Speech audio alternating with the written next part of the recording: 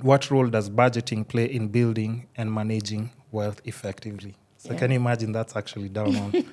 So we'll just tap in on that a bit, and then we'll go to the next question. Because now we just go back down to basic budgeting. Yes. Apart from basic commodities, how else can you just make sure? Let's throw the word there. It's just budgeting. How else can you work around the budget apart from your basic commodities? Because there'd be somebody who'd be like, yes, I budget already in the house and I still don't have enough money. Yeah. Yeah. So, in the budget, how can I put it? I'm trying to be as simple as possible. In your budget, you must have... In fact, I'll even throw something else. You know how normally, let's say at the end of the month, because yes, we've just said budget about basic commodities, but there's this thing, I don't know if it's like a business thing, but I've seen people do, because I haven't studied business, by the way, just to be clear, so that everybody knows. At the end of the month, there's how people normally do like basic expenses. Yeah. This is going to savings, this is going to investment, and then an emergency fund as well, I guess, and all those things. Is it something that you can break it down in a very simple form for people? Yes. Okay. I'm going to try my best to be as understandable as possible. For sure. Any way it's possible, like the best way you can explain it, that's what I need for my audience. Okay. Yeah. So when you look at your paycheck at the end of the month, you know that the basic things that everybody has to pay for. Basically, there's the rent, there's the basic needs, food, clothing, shelter. Clothing you don't require every month, so you do not need to allocate a budget for it every month, Shelter is important and food is important. So you make sure those ones are sorted in your budget. And then now you have other things that come under shelter. That is cleaning commodities. Maybe you want to buy a sofa, or maybe, all that comes under shelter. Yeah. Food. You have to tell yourself, fine, I want to be eating chips every single day. and chicken. Chips and chicken. Yeah. Every single day of the month. So that will require that I have one sack of potatoes. So you have to factor that in. You have to factor up that, okay, fine, I'm a Luya lady. Oh, chicken is a must. Yes. Right? Chicken is a must. Because of that, maybe we could say 4 chicken just for me for the month. Chicken a week. Which actually makes sense. Yeah. Yes. So we also have to factor that in the beginning. So that leaves you with yourself. You as a person. You also need to grow. You also need to treat yourself. You need to say, hey, I have worked hard. I need to do something for myself. Some people opt to do the whole sherehe thing and they go and drink, but you need to put a little amount for yourself. Is this like personal care? Personal care, yes. And then now you have your saving.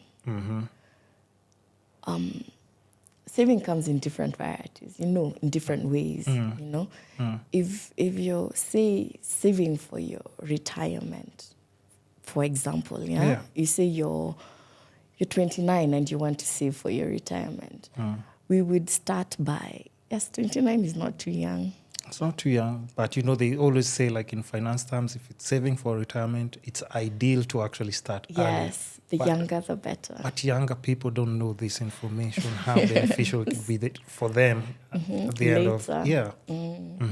So anyway, let's say you're 29 and you want to save up. You look at 20% of your income is what you put aside for your savings. This is to go to your retirement. But then now, it's a bit unrealistic in this day and age. So what do? We slice it down to about 5%, depending on your age. The older you are, the higher the percentage that you need to put for your retirement. Yeah. Yes. So if you're around 26 to 29, you can afford to put about 5% of your income into that. Let's say now we do that for retirement. And then you remember that every day in life, anything can happen. Really, anything, sickness, whatever can happen. So you need to cater for that with an emergency fund. Now, the emergency fund, I would recommend a money market because you put in money, it grows daily, and you can pull all of it out to go towards maybe your hospital bill or maybe rebuilding your business or infusing it into something. Now, an emergency fund is a fund that you can access very quickly. You can access your money very quickly. But it is advisable not to use the money in your emergency fund for just anything. It has to be an actual emergency. It has to be an actual emergency. So in a human being's life, it would be advisable to have 3 bank accounts. 3 accounts, you know? 3, okay. An emergency fund, yeah?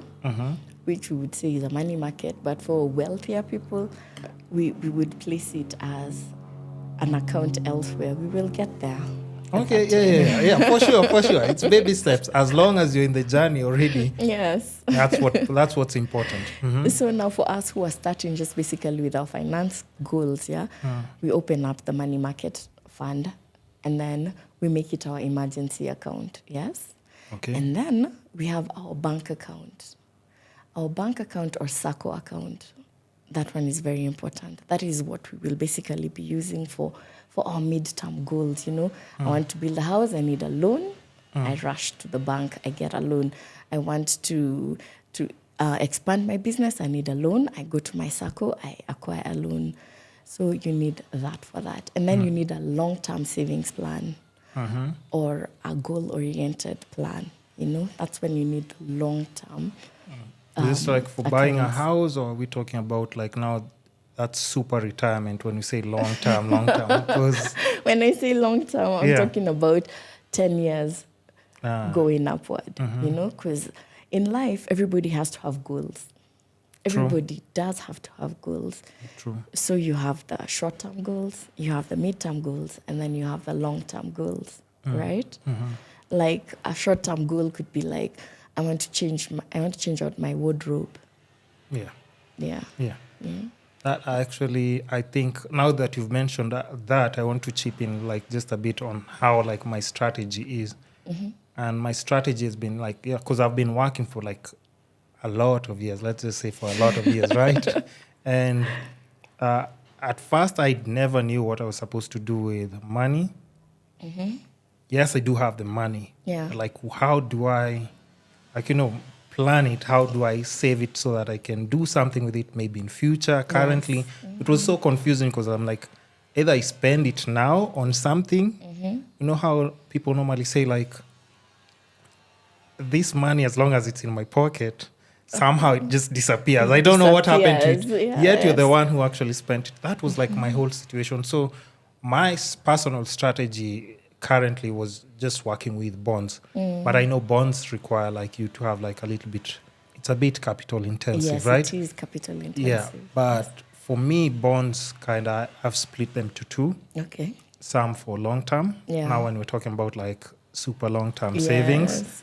And then I'll have a portion now that just funds like my lifestyle so that I know my rent is good because I've strategized it because they're semi-annual. I've strategized it to a way that every month I'm getting a check. Yes.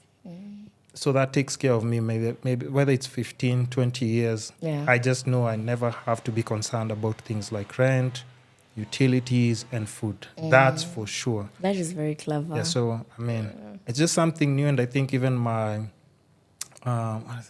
what's the name? What's the name of the person who's giving you advice on money, your personal finance in the bank? Your financial advisor? No, there's a term. A relationship manager. Oh, yes, your relationship manager. So even my relationship manager was like, that's very interesting. Yes. How comes I've never thought? I was like, because for me, I'm looking at it as I don't want to be broke this month. Next month I have money. The other. Yes. So I was just like, I need to figure out how, in a stationary way, I can have average a certain amount of money. So even now when I'm adding my bonds, I'm strategic in every month. I just add specific. But if this month is low, I top up on this month. Yeah. And that's just has been my strategy. So what do you think about It's that? brilliant. Yeah, so It is very brilliant. I know I cut you off on what was the before I cut you off, what exactly was Long-term saving. long-term saving? Yes. And that's why I was mentioning like bonds and stuff. So Yes. yeah, you can just finish up on that if you Yeah. have some extra info for like my audience. No, I think what you have said is brilliant, and that's when you have the bonds and now you come into companies so that they can help you with investing. Yeah. And I think that's one of the other things. For personally, I don't want to name the bank so that people think I'm paid to promote it. So I won't mention the bank. But if you just head out to your bank, ask, talk to somebody, ask for a relationship manager, and just let them because when you walk into a bank, they actually give you this information for free. Yes. Because I remember I was asking one of my friends, how comes you've never gone to just ask? Well, like, will they need it? I was like, imagine that's all. One thing I was so happy about because I just went, asked after watching a YouTube video, and they just talked to someone. They told me like, okay, you can do this, this, and this.